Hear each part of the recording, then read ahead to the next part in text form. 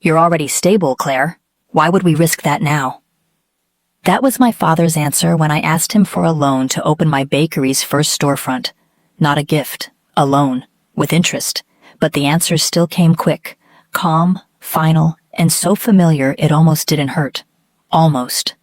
What hurt more was the way my mother looked at me afterward. Not angry, not disappointed, just soft. Like she was comforting a child who didn't get picked for the team. "You're doing fine, sweetheart," she said. "Chloe's still finding her way. You've always been the strong one." They meant it as praise. But it felt like a life sentence. 2 hours earlier, I had walked into their house with a basket of pastries, still warm, just out of the oven.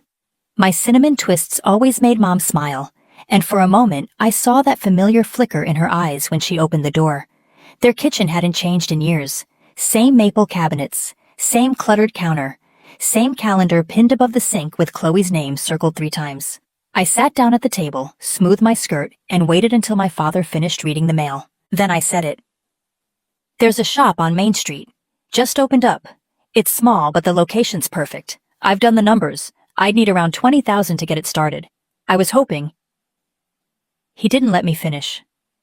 "That's a big ask, Claire," he said, glancing at my mother. "You already have a steady thing going. You're not like Chloe. She needs more structure. You've got yourself figured out." There it was again, that quiet dismissal dressed as logic. The way they always treated Chloe like a falling kite, and me like a brick house that didn't need patching. I nodded, smiled, said okay like it didn't matter. But that night, as I locked up my home kitchen and looked at the flour on my hands, I realized something. They were never going to bet on me. Because I wasn't chaotic. Because I wasn't struggling. Because I made it too easy for them not to care. That was the moment I stopped asking, and the moment I started watching. I started watching. Not with bitterness, at least not at first, just curiosity. I wanted to understand what made Chloe so different in their eyes. It wasn't hard to see. She breezed into family dinners late, always with some new plan tucked under her arm. Skincare line, vegan bistro, pop-up art cafe. Her voice danced with enthusiasm. Her eyes sparkled with the thrill of the next big thing. And our parents? They ate it up like gospel. "Oh, Chloe, that sounds amazing," Mom would say, already pulling out her phone to share contacts. Dad, who never praised easily, would nod solemnly and say, "Just make sure you're prepared. We believe in you." Prepared? She never was. By 25, she'd launched and buried more businesses than most people attempt in a lifetime. None lasted more than a year. Each collapse followed the same script. The wrong partner, the wrong market, the wrong time. Never Chloe. There was always a reason, always a sympathy cushion waiting. And each time, the safety net only got wider. Bigger loans, more understanding. A new excuse wrapped in an old smile. Once, after her candle studio folded, Mom actually said, "At least she's trying. Some people never dream at all." I was standing right there, holding a tray of cookies I'd made to sell at the farmer's market. But no one asked about my day. That's how it always was. Chloe's fire was exciting, even when it burned everything down. Mine was steady, predictable, easy to forget. And yet, I didn't envy her. Not really. Because deep down, I knew she wasn't building anything that could last. She didn't want roots. She wanted wings. But our parents, they kept handing her feathers. The rest of us were just supposed to clap. They kept handing her feathers. Until one day, I saw the cost of every single one. It started innocently, like most betrayals do. Mom had called and asked if I could help organize her paperwork. "Just the tax stuff," she said. "You're good with spreadsheets, and I'm not." I agreed, like I always did. No resentment, no hesitation. Just that quiet, dutiful yes I'd learned to give since childhood. It was a Saturday. The bakery had just wrapped a big catering order, and I was tired, flour still clinging to my sleeves. But I showed up. The living room table was already covered in envelopes, receipts, folders half-labeled in faded ink. I worked in silence while Mom made tea in the kitchen. That's when I saw it. A thick white envelope marked in Dad's handwriting. Refinance package, second mortgage approved. I paused. It didn't make sense. Their house had been paid off years ago after Grandpa passed. That inheritance was supposed to be their cushion, their security, carefully invested, carefully preserved. I shouldn't have opened it, but I did. Inside were 20 pages. Loan documents, a signed agreement, $250,000, pulled against the equity of the house. But what caught my eye wasn't just the number. It was the name on the disbursement line, Chloe Martin Design Collective LLC. And below that, luxury auto purchase, Tesla Model Y, $63,732. My mouth went dry. Not only had they mortgaged their home, they bought her a Tesla. I stared at the papers, my fingers trembling slightly. The same hands that built a business from scratch, that packed every pastry box, scrubbed every tray, answered every order call. I asked for $20,000 with a signed contract with interest, and they said it was too risky. She got over $250,000 and a car that cost more than both of mine combined. When Mom came back in, I didn't say anything. I just handed her the envelope. She looked at it and blinked, then at me. Her face changed. "You weren't supposed to see that," she whispered. But I already had, and in that moment, something inside me, something small and sturdy, broke clean down the middle. Because now I knew, it was never about risk. It was about belief. And they had never, not once, believed in me. I didn't yell. I didn't storm out. I didn't accuse. Instead, I waited. 3 days passed before I called. I asked if they'd be home for dinner. Mom sounded surprised, but she said yes. I brought a store-bought pie, lemon meringue, the one Chloe always hated. We ate in silence. Dad asked about the bakery. I gave short answers, no emotion, just surface. Then, as he reached for the last slice, I said it. "I saw the loan papers." His hand froze. A pause. Then he set the fork down, folded his napkin slowly. "That's not your concern, Claire." "It is," I said calmly. "It's the house I grew up in. It's the money Grandpa left for all of us. And now it's gone." Mom tried to speak. I stopped her with a glance. "You said no to me, for $20,000, because it was too risky. You didn't even let me finish the pitch. But Chloe? She gets $250 and a Tesla?" Dad's voice sharpened. "She's starting something real. She needed the support. And I didn't?" Chloe chose that moment to appear in the doorway. Loose waves, fresh manicure, eyes already rolled. "You're seriously making this a thing?" she scoffed. "You've always played it safe. You never take real risks. You just sell cookies to rich moms." I looked at her, then back at Dad. "You think being steady means I don't deserve help. That stability equals invisibility." Dad stood. "This conversation is over." "No," I said, rising to meet him. "It's just beginning." But it wasn't about arguing anymore. It was about seeing. And what I saw was a family that never really looked at me. They saw a fallback, a safety net, a daughter who didn't need anything, and so they gave her everything. The boutique opened with champagne. I saw the photos online, Chloe in a cream pantsuit, Dad beaming beside her, Mom holding a bouquet of white roses. They tagged it. "A new chapter begins." No one told me about the launch, not that I expected them to. The store looked beautiful, I'll admit. Glass shelving, gold accents, a neon sign that read, "Own Your Bloom." For a moment, I almost hoped it would work. Not for her, but for them, so they wouldn't lose what they'd gambled. But beauty can't fix poor planning. By month 4, Chloe stopped posting updates. By month 6, the hours on the website changed from open daily to by appointment. By month 8, the lights were off. Mom said it was the economy. Dad blamed the landlord. Chloe, of course, said the city just wasn't ready for her brand. No one mentioned the Tesla, until I noticed it was gone from their driveway. Quietly, without a word, it vanished. Repossessed, most likely. Another feather turned to ash. I waited. Not out of cruelty, but out of respect. Because if they were going to ask for help, I wanted it to be honest. A moment of real clarity, of truth.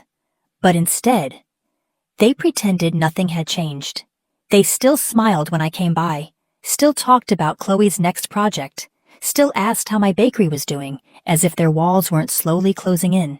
Then, one night, I drove past the house. A small white sign had appeared near the curb. Pre-foreclosure notice, 30 days remaining. That was it. The house that held every birthday candle, every school photo, every childhood Christmas, about to be pulled from underneath them. And they hadn't said a word. They wouldn't. Because telling me the truth would mean admitting I'd been right. And they weren't ready to do that. Not yet. The dinner invitation came by text. Just 6 words. Dinner Sunday? Just the 5 of us. No explanation, no apology, no mention of the sign on the lawn. I almost didn't go. But something told me I needed to. Not to make peace. To hear what they wouldn't say out loud. The house felt quieter than I remembered. Hollow somehow. Like the walls knew what was coming before I did. Chloe greeted me first. Barefaced. Hoodie. No smugness tonight. Just a tired kind of performance. She poured wine like it was routine, but didn't drink any herself. Mom tried to act normal, bustling between the table and the kitchen. Her smile was overdone. The roast was dry. Dad sat at the head of the table, unusually still. No small talk, no teasing, just watching me. We ate like strangers. Halfway through the meal, Mom cleared her throat. She folded her napkin with shaky fingers. "We owe you an apology," she said softly. I looked up. Dad added, "We didn't always get it right with you. You were independent so early, we stopped asking what you needed." It could have been a moment, a real one. But I've learned to wait before believing, and I was right to. Because then Mom said, "Chloe's trying again. She's looking into real estate this time. Something more grounded." Then Dad leaned forward, hands steepled. "We were wondering if she could stay in your rental property. Just for a year, until things are more stable." There it was. Not a question, not even a request. A strategy. The apology was never the point. It was just the soft lead-in. I set my fork down, took a breath, then looked at each of them in turn. No. One word. Flat. Unmoved. Mom blinked. Chloe went quiet. Dad's jaw clenched. "Claire, be reasonable." "I am," I said. For the first time in years. I thought that would be the end of it. I said no. I was clear, final. But 3 nights later, they showed up. It was just past 7 p.m. The sun hadn't fully set, but the streetlights had already flickered on. I had just finished cleaning up the kitchen, vanilla sponge cooling on the rack, the radio still playing oldies in the background. "Only You" by the Platters came on. That used to be Dad's favorite. He'd hum it under his breath when he was fixing the sink or mowing the lawn. Funny how something so gentle could feel like a warning now. I heard the knock. When I opened the door, all 3 of them were there. No coats, no luggage, just worn expressions and heavy silence. Mom's eyes were red, her cardigan inside out at the cuff. Chloe stood behind her, arms crossed, face pale and tight. And Dad looked small, like something in him had caved in. "We didn't know where else to go," Mom whispered. I didn't move, just leaned against the doorframe, arms folded. "Claire," Dad said slowly, "we made mistakes." The words landed flat. They weren't lies, but they weren't enough. "You always said I was strong," I replied. "Said I'd be fine without help, and you were right." I let the silence stretch. "You didn't see me because I didn't scream. I didn't crash. I didn't need cleaning up." Dad's mouth opened, but no words came. Chloe finally stepped forward. "We're not asking for much, just a place to reset." I looked at her, really looked. The girl who once lit up birthday parties, who used to sing to the radio with a brush in her hand. Now couldn't meet my eyes. "I have a home," I said. "You don't. That's not a coincidence." I stepped outside, pulled the door closed behind me. Then I said the last thing I ever planned to. "You believed I didn't need anything. Now I believe it too. So whatever happens next, it won't happen here." And I walked past them, down the steps, into the quiet, without looking back. I didn't look back that night, but I didn't sleep either. I sat on the edge of my bed, lights off, the house too quiet. Outside, A storm rolled in slow. Low thunder, wet sidewalks, the kind of weather that used to mean grilled cheese and tomato soup at the old kitchen table. Back then, Mom would hum while stirring the pot. Chloe would beg for extra cheese. Dad would complain about the mess, but still finish every last bite. That was another life.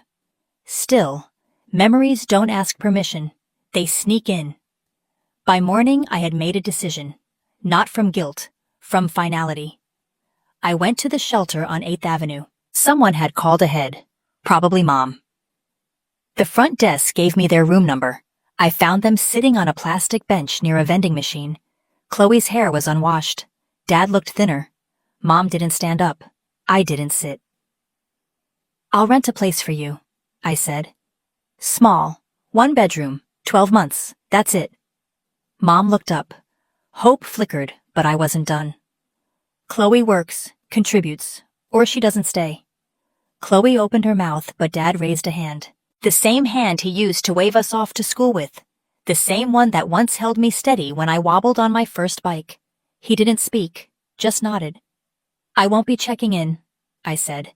"No weekly dinners, no drop-bys. This isn't a reunion, it's a line in the sand." No one argued, and for the first time in years, I was the only one standing. They moved in 2 days later, a second-floor unit near the old train tracks, the kind you can hear humming just before dawn. When we were little, Chloe used to call them midnight giants.